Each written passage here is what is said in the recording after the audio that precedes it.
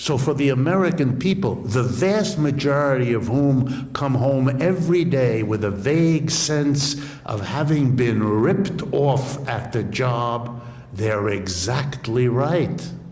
All the way back in 2016, our friends over at the Young Turks made a video where they reported on a poll from Marketplace Edison showing that 71% of Americans think that the economy is rigged. A new poll shows that the American people across the political spectrum can see the system for exactly what it is. 71% of respondents in this poll agree that the economy is rigged in favor of certain groups.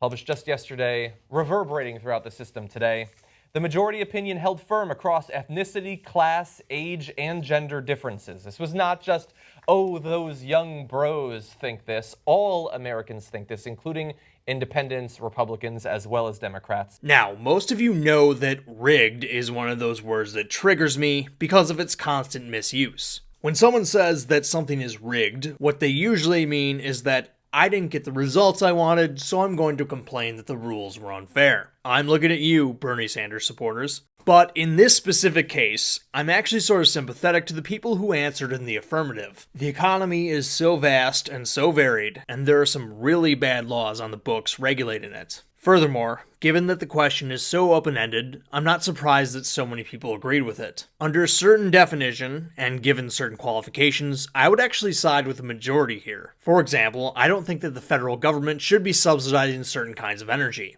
It creates a totally distorted marketplace. So yeah, it's kind of rigged if you think about it. Of course, most people on the left wouldn't agree with that, at least in the case of renewable energy sources. So they probably wouldn't use that vernacular. I'm guessing most of them would say that oil subsidies are rigging, however. How they parse that difference in their heads, I don't know. Anyways, like I said, the Young Turks covered this poll, and unsurprisingly, they concurred with the 71%. And because they're TYT, they made a terrible case for it. For the first time that I can remember, Cenk brought up his favorite graph. This next chart shows you, throughout all the decades, American productivity and American wages.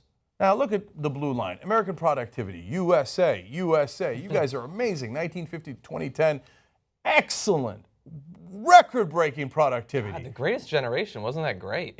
Yeah, we're Lazy even asses. better, look at that productivity. I know it's technology and stuff. But of course there's a lot of factors, but we're still kicking ass. The red line is wages. So from 1950 to about 1980, perfect. As your productivity goes up, your wages go up. From 1980 on, not so much. Now that might look like a small difference on a graph like that, but the difference between the blue line and the red line is hundreds of billions of dollars, possibly trillions of dollars. So that is productivity you created but did not benefit from. Exactly. You are right. The system is rigged. He clearly thinks this is a compelling argument, given how many times he's used it. And it's not too surprising, it initially seems pretty compelling. You're working that much harder, but the owner class has reaped the benefits. This is where the adherents of the labor theory of value will shout wage theft, decry the superfluous capital owners, and proclaim the need for workplace democracy. That way, workers can finally take home the value they bring to the company. Socialism, to me, is the idea that the value generated by your labor should belong to you, not to your boss. I'll grant that their argument seems initially persuasive because it only seems fair that worker compensation should scale with worker productivity. After all, if they're the ones creating the value, shouldn't they be rewarded for it? Wouldn't that be the fair thing to do? The problem with their logic is that it's predicated on economic literacy. Fundamentally, these people misunderstand how worker productivity actually works. There's much more to it than the sweat on your brow at the end of a day's labor. For example, it's estimated that a Mexican worker's productivity doubles upon entering the United States. Migrant laborers from Latin America and the United States, both legal and illegal, are famously hard workers, but they don't magically start grinding twice as hard upon crossing the border. In fact, there are way more sweaty, back-breaking jobs south of the border than there are here in the United States. Wealthy nations have higher rates of worker productivity because they have better institutions, higher skilled co-workers, and most importantly for the purposes of this video, better technology. During this same stretch of time that Cenk and John highlighted, there was an enormous amount of automation, mechanization, and technology-based productivity gains in the American economy. I've talked about this previously on this channel in the context of American manufacturing and the job losses in that sector. But today I'm going to examine these things from a standpoint of productivity. Over this period of time, increases in productivity have come mostly from investments in capital. That is, improvements in machines, computers, information technology, etc. Because I knew that TYT was oversimplifying worker productivity, I started writing a video on it almost right away. Like a lot of my videos, it unfortunately got pushed to the back burner. That is, until Sean from the channel Actual Justice Warrior totally stole the idea from me. I'm assuming that he hacked my computer or something. In his video, Sean talks about how technology is frequently the driver of increases in worker productivity. This is what we call a capital-induced increase in productivity.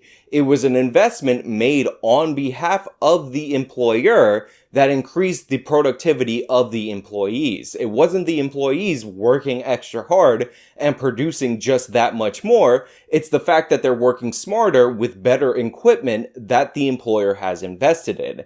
And when you have a capital-induced increase in productivity, it looks like on paper that the employees are being more productive because in a way they are. You are getting more output per employee, but clearly the capital investment is the driving force behind the increase in productivity. Either way, the link to his video is in the description box below. You should watch it and subscribe to his channel if you haven't already. That way you can personally attest to how vastly superior my version of this same argument is. In his video, Sean used a hypothetical example to make his point. I'm going to use a real-life example. It wasn't just my formal education that taught me about worker productivity. In fact, I probably learned more about it from a job I used to have. At one point in my life, I worked for a little company that you may have heard of. It's called United Parcel Service, or UPS. My experience at this company lends itself particularly well to this example because their different facilities throughout the world use different kinds of technology, and they track their worker productivity very closely on all of these. And, as we'll see, the different kinds of technology have a direct impact on worker productivity. The real reason I never actually made the video to begin with is because I wanted to use examples from UPS, but I couldn't figure out how to make the points I wanted to without getting too in the weeds. So I'm going to do the best I can here,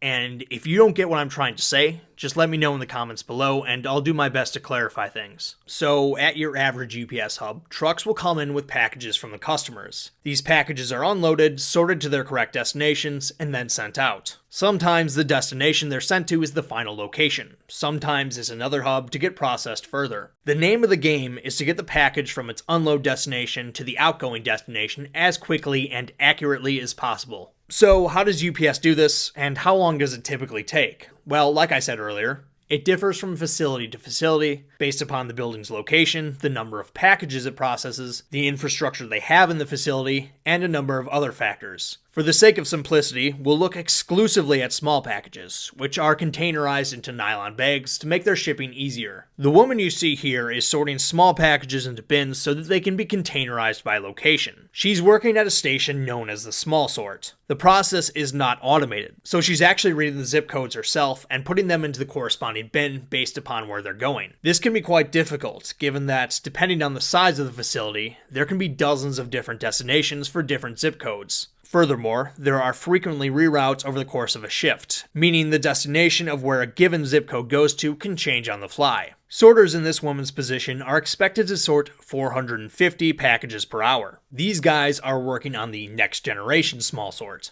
It's essentially the same thing as the small sort, except that the process is partially automated. Instead of reading the zip codes themselves, they are scanning labels on the boxes, which activates lights that show them the corresponding bins they go into. In other words, they can do the same job as the woman we just watched, but they don't require the knowledge she does. If any reroutes do occur over the course of the shift, they're automatically put into the system. Any knowledge in this regard is automated out of the process. The sorters don't even need to be told, they just follow the lights. As one of my bosses sardonically used to say, we have smart scanning for dumb sorters. It's generally more accurate and it's considerably faster. These guys are expected to sort 600 packages per hour, an increase of 150 pph just based on adding smart scan technology alone. And finally, this machine you see here is known as the tilt tray. While I never worked at a facility with one of these, I was able to see one of them in action a couple of times. The hub that was just 30 minutes away from the one I worked at used one of these to sort all of its small packages. I couldn't find any good footage of a UPS tilt tray, so this video actually comes from one of the companies that makes these machines. The way they're showing it is exactly how the one I saw operated. There is no actual sorting done by a human being with a tilt tray. The workers are actually called inductors. They simply place the packages on a conveyor belt with the labels up. All of the subsequent scanning, sorting, and containerization is done by the machine. The inductor is expected to process 1,200 packages per hour, twice the rate of an automated small sorter. I'm sure you're beginning to see a trend here. As the technology gets more sophisticated, more production is expected from each employee. While packages per hour is a fairly straightforward and objective measure, the difficulty of one's job is a little harder to pin down. That said, it's fairly reasonable to assert that, at least in this case, job difficulty has a negative correlation with productivity. In other words, the technology that raises production expectations for the worker simultaneously makes their job easier. The woman at the small sort is not only physically lifting the packages, and yes, even lifting small packages for hours on end can do a number on your body. She also requires the knowledge of where to put the packages. Of the 3 jobs I showed you, hers requires the most brain power. On the next generation small sorts, all of the physical elements are still there, but most of the thinking is taken out of the process. The sorter is simply responsible for putting the package in the bin that the lights tell them to. And again, the whole process is much faster and more accurate.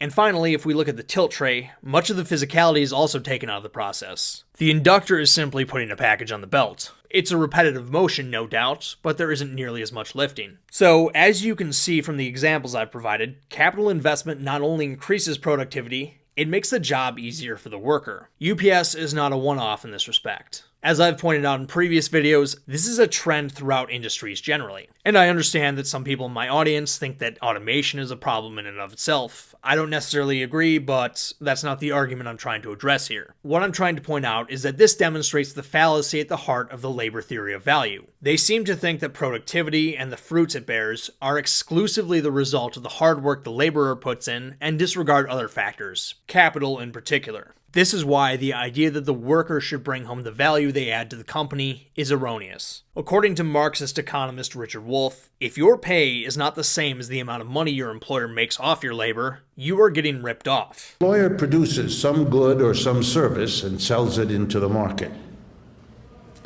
And that employer is never, ever going to hire you for $20 an hour unless the following sentence is true.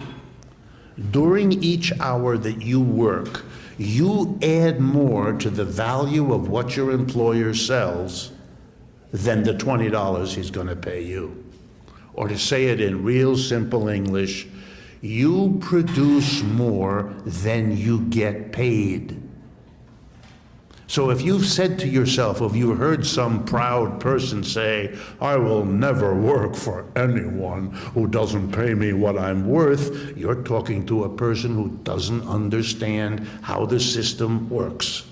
You were never paid what you were worth, and you cannot and will not be in a capitalist system. Why?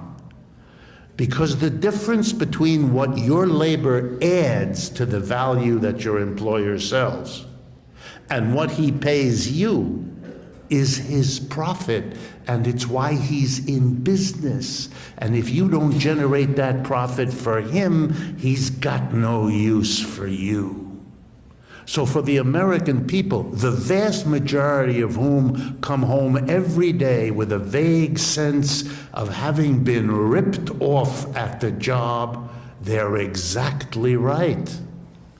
It's just they haven't had the course yet to be able to understand why they feel that way and why they ought to.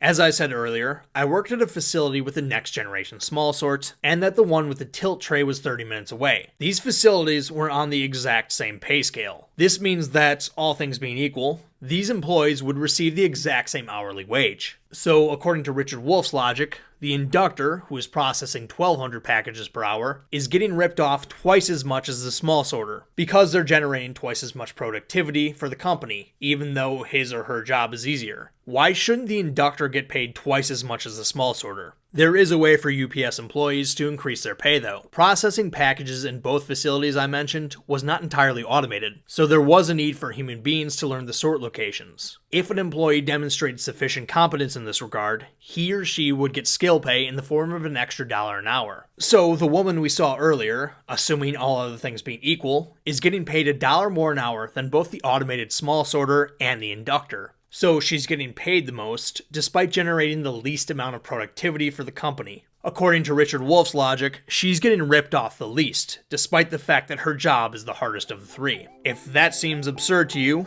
it's because it is. But that's the logical conclusion of the labor theory of value. And it's why you shouldn't take that nonsense seriously. All honest work deserves respect, but thinking that wages should be decided this way is ridiculous.